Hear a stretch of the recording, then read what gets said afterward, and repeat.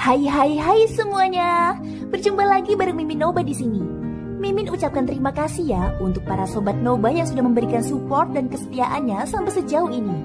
Dan juga Mimin tidak akan bosan-bosan minum pil Tika Dewa agar terus kerja membawakan episode-episode berikutnya dari BTTH Keabadian Kaisar. Pokoknya jangan bosan-bosan untuk terus mengikuti kelanjutannya. Kalau tidak, Mimin akan membuat kalian tidak bisa tertawa atau menangis. Let's go, mari kita masuk ke dalam ilusi seni radionya.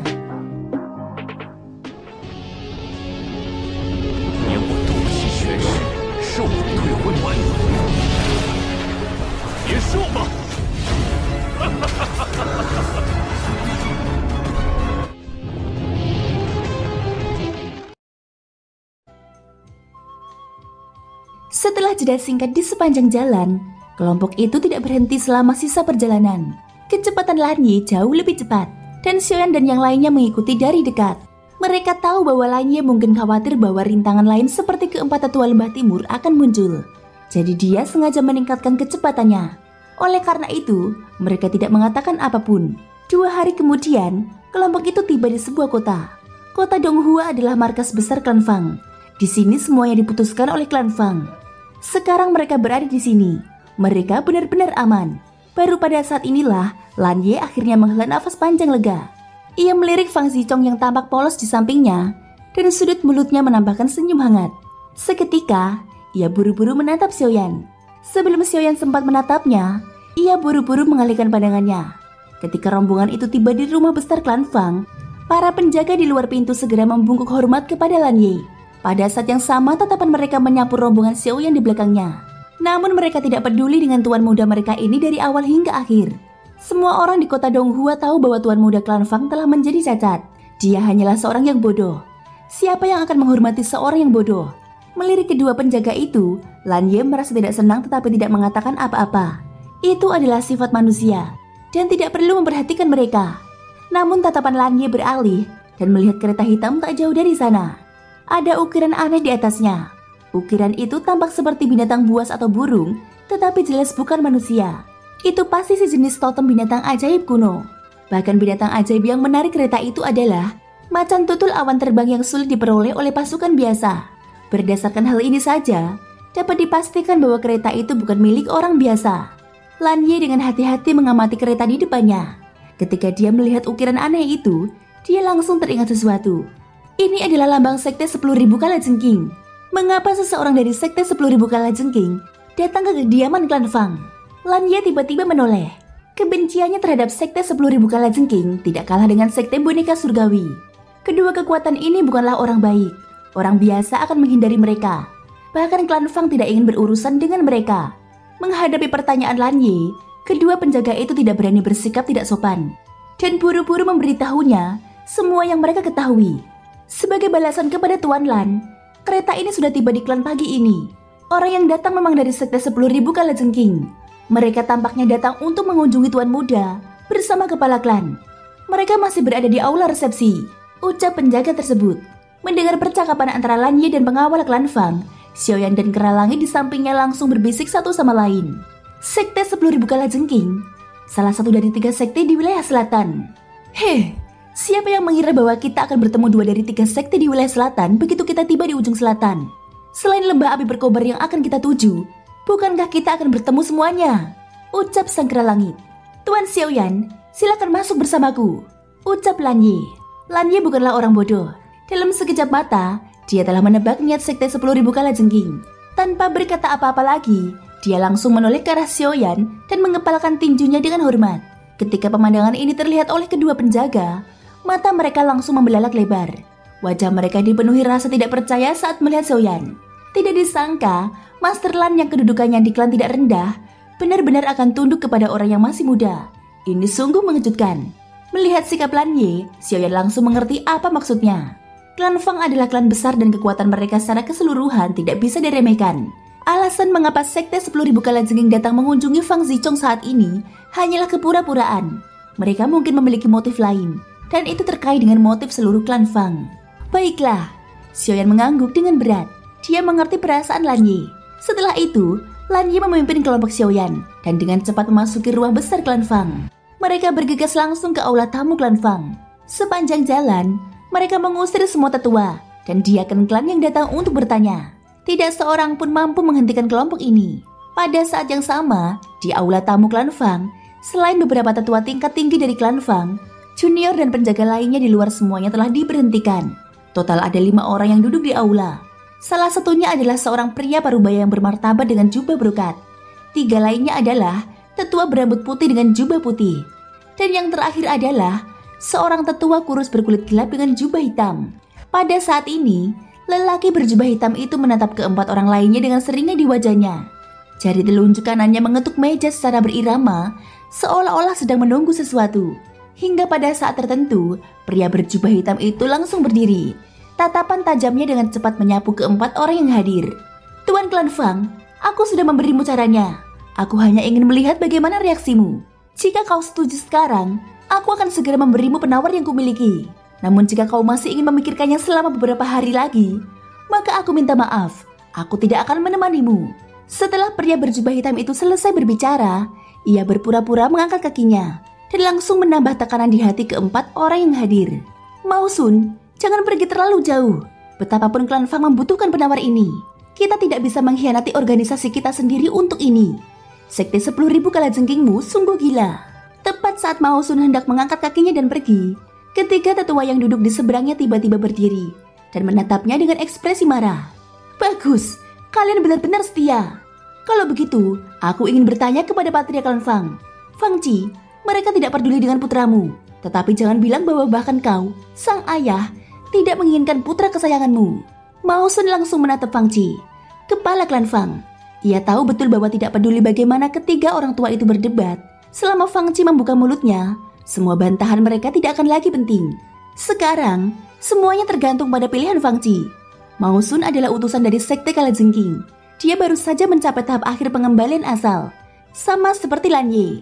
Jika di lain waktu, dia bahkan tidak akan berani berbicara di hadapan mereka berempat. Namun dia mampu membuat mereka berempat pucat hari ini. Dan alasan untuk semua ini adalah Fang Xichong.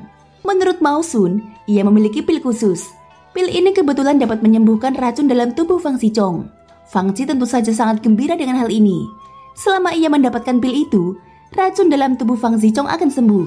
Simpul dalam hatinya yang telah ada sejak lama akan teratasi dengan sendirinya. Namun syarat Mausun untuk menyerahkan pil itu adalah klan Fang harus bergabung dengan Sekte Kalajengking dan menjadi bawahan sekte tersebut. Ini bahkan permintaan pribadi dari ketua Sekte 10.000 Kalajengking. Jika mereka tidak setuju, mereka tidak akan bisa mendapatkan pil itu. Adapun mencurinya secara terang-terangan, itu bahkan lebih tidak mungkin. Karena Mausun datang ke sini sendirian, dia seharusnya sudah memikirkan ini sejak lama. Fang Chi dan yang lainnya bukanlah orang bodoh. Begitu mereka mulai bertarung, tidak akan ada ruang untuk rekonsiliasi antara kedua belah pihak. Fang Xichong jelas akan hancur.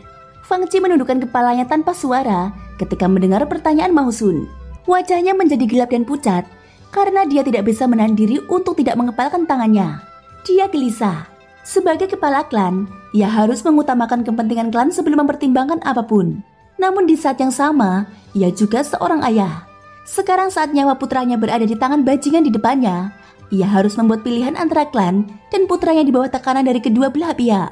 Rasa sakit ini adalah sesuatu yang hanya bisa dipahami oleh sedikit orang.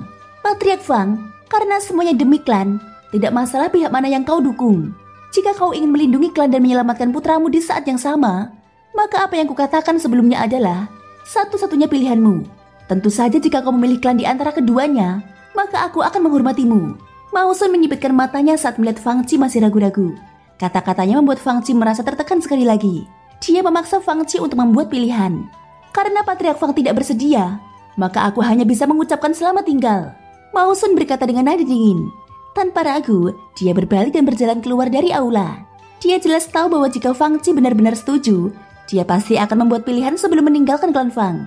Kalau tidak, bahkan jika dia duduk di sini selama seharian, Fang Chi masih akan ragu-ragu dan mengulur-ngulur waktu. Tunggu, benar saja. Tepat saat Mausun mengangkat tangannya dan hendak membuka pintu aula resepsi, Fang Chi yang duduk di ujung meja akhirnya tidak bisa duduk diam lagi.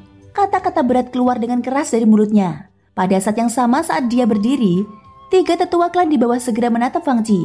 Kepala klan, meskipun ketiga lelaki tua itu tahu betapa sulitnya bagi Fang Chi untuk membuat pilihan ini, mereka tetap tidak dapat menahan diri untuk tidak berbicara untuk menghentikannya. Namun saat mereka membuka mulut, mereka menelan kata-kata yang hendak keluar dari mulut mereka. Pilihan Fang Qi mungkin mempengaruhi kepentingan klan, tetapi dia melakukan ini demi putranya. Tidak ada yang salah jika seorang ayah melakukan ini demi putranya. Di depan pintu aula resepsi, senyum puas muncul di wajah Mao Sun. Dia perlahan berbalik dan menatap Fang Qi. Sudut mulutnya berkedut saat dia mencibir. "Tuan Fang, apakah kamu sudah memutuskan?" Mendengar ini, tubuh Fang Qi yang menjulang tinggi sedikit gemetar. Akhirnya dia menggertakkan giginya, memejamkan mata dan hendak mengangguk setuju. Tapi saat ini, pintu di belakang Mao Sun tiba-tiba terbuka karena kekuatan besar dari luar. Kekuatan tirani itu benar-benar membuat Mao Sun yang lengah terlempar ke depan. Dia langsung jatuh di tengah aula resepsi dalam keadaan menyedihkan. Tatapan Fang Qi dan 3 tetua klan Fang juga tertarik pada saat ini. Melihat orang yang datang, mereka berempat sedikit terkejut. Mereka tidak menyangka Lan Ye akan menerobos masuk tanpa memberitahu mereka dan bahkan menjatuhkan Mao Sun. Meskipun adegan ini membuat mereka merasa sedikit senang, ada masalah serius yang sedang terjadi dan Lan Ye seharusnya tidak begitu brutal. Bajingan! Siapa yang berani menjatuhkanku? Mao Sun yang baru saja memakan kotoran anjing terhuyung-huyung dari lantai aula dan mengumpat. Dia berbalik dan melotot marah. Tatapannya langsung tertuju pada Lan Ye. "Lan Ye, beraninya kau!" teriak Mao Sun. Mao Sun, aku sudah mendengar suaramu yang menjijikkan itu bahkan sebelum aku sampai di sini. Kau masih belum mati setelah bertahun-tahun." Saat keduanya bertemu, Lan Ye mengepalkan tinjunya saat origin ki dalam tubuhnya mengalir dengan cepat. Sebelum Mao Sun bisa mengatakan apapun, kaki Lan Ye menghantam tanah.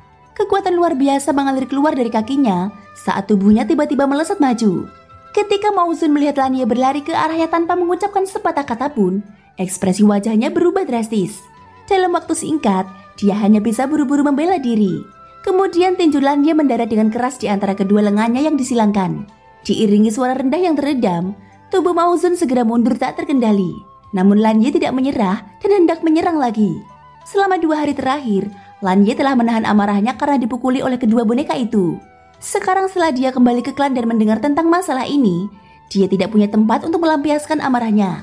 Siapa yang mengira bahwa orang dari apa yang disebut Sekte 10.000 Kalajengking ini sebenarnya adalah musuh yang dikenalnya? Tentu saja, dia tidak menunjukkan belas kasihan ketika menyerang, dan kecakapan bertarungnya bahkan lebih hebat dari sebelumnya. Sialan! Fang Qi, jika kamu tidak menyuruhnya berhenti, jangan pernah berpikir untuk menyelamatkan anakmu, teriak Mao Sun. Meskipun mereka berdua adalah ahli pengembalian asal yang terlambat, Mao Sun merasa agak kesulitan menghadapi serangan putus asa Lan Ye. Sambil menggerutu dalam hati, ia segera mengalihkan masalah kepada Fang Qi, yang baru saja akan menonton pertunjukan dari belakang. Wajah Fang Qi langsung muram saat mendengar itu. Dia mengutuk Mao Sun dalam hati sebelum mendengus tak berdaya. Dengan lambaian tangannya, kekuatan tak terlihat segera mengembun di ruangan itu dan berubah menjadi penghalang. Kekuatan itu berdiri di antara Lan Ye dan Mao Sun, dengan kuat menghalangi serangan Lan Ye. Terlepas dari seberapa ganasnya serangan Lan Ye, semuanya dihalangi tanpa ampun di depan penghalang tak kasat mata ini. Bahkan riak spasial sekecil apapun tidak tergerak. Adegan ini menyebabkan hati kelompok Xiaoyan yang berada di pintu masuk menjadi terkejut. Seberapa mengerikankah kultivasi yang dibutuhkan untuk memblokir serangan ahli pengembalian asal tahap akhir hanya dengan lambaian tangannya? Apakah ini kekuatan Raja Asal? Sungguh mengerikan. Xiaoyan berseru pelan dalam hatinya. Tenggorokannya tanpa sadar bergejolak bersama pikiran ini. Dia bertukar pandang dengan beberapa orang di sampingnya dan menyadari bahwa selain Luo Jin, semua orang memiliki ekspresi yang sama. Xiaoyan hanya bisa menarik diri dengan getir. Baiklah, Lan Ye, berhentilah. Kau tidak perlu melakukan apapun hari ini. Kau bisa pergi dulu. Fang Qi menatap Lan Ye tanpa daya. Dia tahu bahwa Lan Ye sedang marah, tetapi dia tidak punya pilihan selain melakukan ini karena ini menyangkut putranya. Kepala klan, ucap Lan Ye, kamu bisa pergi. Kali ini, Fang Qi melambaikan tangannya secara langsung. Dia tampak lelah, jadi dia membuka matanya dengan paksa dan berbalik untuk duduk. Melihat Fang Qi bertindak seperti ini, Lan Ye jelas mengerti alasan di dalam hatinya. Dia segera menoleh untuk melihat Xiaoyan di belakangnya. Ketika dia berbalik, dia melihat sikap meremehkan Mao Sun. Baru saat itulah dia menjadi sangat marah hingga wajahnya berkedut. Dia mengatupkan giginya dan berbicara dengan keras kepada Fang Qi, yang baru saja duduk di kursi utama. Patriark, aku sudah menemukan cara untuk menyembuhkan tuan muda. Begitu dia selesai berbicara, kursi di bawah Fang Qi meledak dengan keras dan dia langsung berdiri.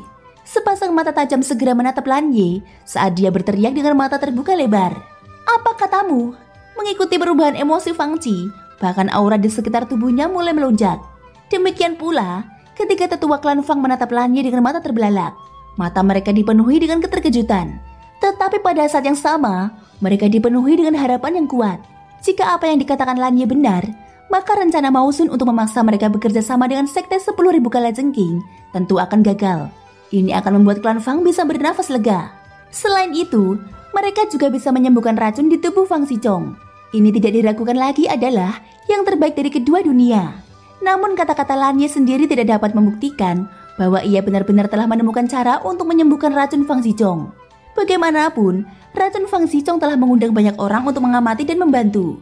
Tetapi tanpa kecuali, mereka hanya dapat menekannya dan tidak dapat menyembuhkannya. Bahkan Fang Ji sendiri hampir kehilangan harapan. Alasan mengapa dia sangat peduli dengan kata-kata Mao Sun dan bahkan terpaksa melindungi keselamatannya adalah karena Mao Sun telah memberinya harapan terbesar untuk menyelamatkan Fang Xizhong.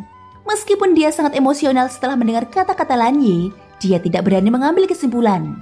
Lan Ye, apa yang baru saja kamu katakan? Seolah khawatir salah dengar, Fang Ji mengangkat tangannya yang gemetar dan menatap tajam ke arah Lan Ye. Orang-orang lain di aula juga memusatkan pandangan mereka pada Lan Ye, terutama Mao Sun. Ketika mendengar kata-kata Lan Ye, perasaan tidak enak muncul di hatinya.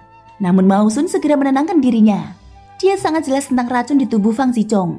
Di wilayah selatan, kemungkinan besar tidak ada orang lain selain pemimpin sekte 10.000 kalajengking yang bisa menyembuhkannya. Bagaimanapun mereka telah menunggu selama beberapa tahun untuk membawa klan Fang di bawah sayap mereka.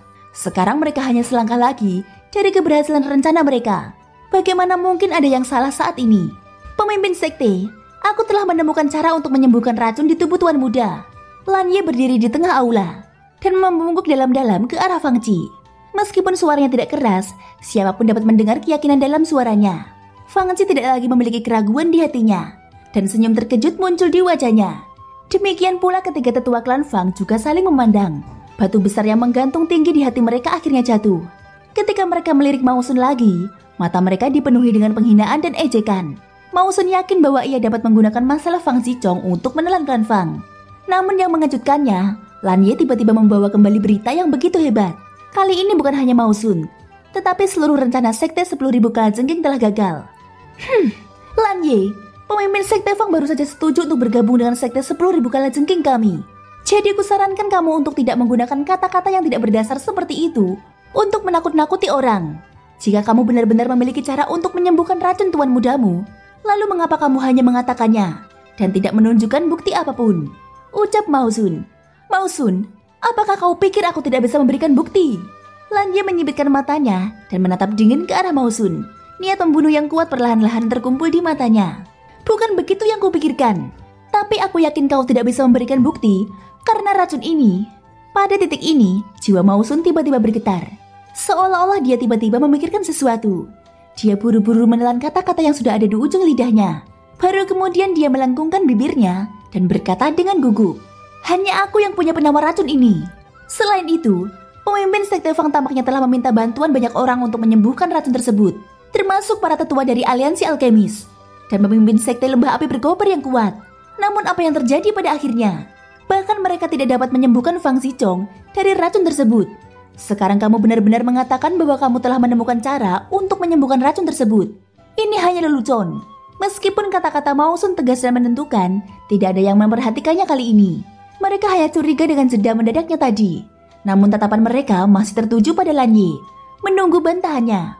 Fang Ji dengan hati-hati memikirkan kata-kata Mao Sun. Tetapi dia sedikit terkejut di dalam hatinya.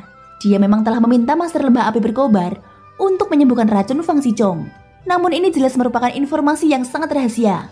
Bagaimana dia tahu? Terlebih lagi, mendengarkan perkataannya tadi, meskipun hanya setengah kalimat, Fang Ji merasa ada rahasia di baliknya. Sepertinya ada beberapa orang dengan identitas yang tidak diketahui di klan Fang. Lan Ye diam-diam berpikir dalam hatinya dan berbicara pada saat ini. Mao Sun, jangan terlalu yakin dengan kata-katamu, ucap Lan Ye. Bahkan Master Lembah Api Berkobar pun tidak bisa berbuat apa-apa. Apa hakmu untuk mengatakan bahwa kau bisa menyembuhkan Fang Xizhong dari racun itu? Wajah Mao Sun dipenuhi dengan seringai. Dia sangat yakin bahwa hanya ada satu penawar racun di tubuh Fang Xizhong. Dan penawar itu hanya dapat ditemukan di sekte 10.000 kalajengking. Aku bisa melakukannya. Saat Mao Sun baru saja selesai berbicara, sebuah suara keras tiba-tiba terdengar dari luar aula. yang langsung menarik perhatian semua orang yang hadir. Orang yang berbicara adalah Xiaoyan. Saat tatapan semua orang tertuju, Xiaoyan mengangkat kakinya dan berjalan menuju tengah aula. Di belakangnya, Luo Chen dan yang lainnya mengikuti. Fang Xizhong di sisi lain benar-benar berjalan menuju halaman luar sendirian. Wajahnya dipenuhi dengan kegembiraan saat dia bermain. Siapa kamu?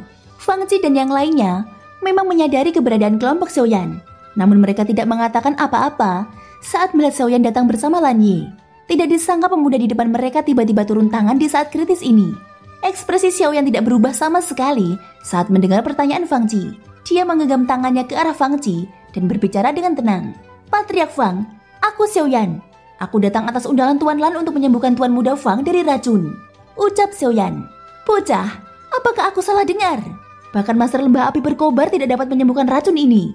Jadi bagaimana mungkin bocah pengembelan asal tahap awal sepertimu layak? Tawa mengejek di mulut Mao Sun baru saja terdengar ketika tubuh Xiaoyan yang berdiri tiba-tiba bergetar. Terdengar suara bang dan api yang ganas mulai membakar permukaan tubuhnya. Menurutmu, apakah aku layak atau tidak? Thank you guys sudah mendengarkan ceritaku di episode kali ini sampai akhir. Ikutin terus kelanjutan episode berikutnya ya. Semoga hari kalian menyenangkan. Sampai jumpa dan bye-bye.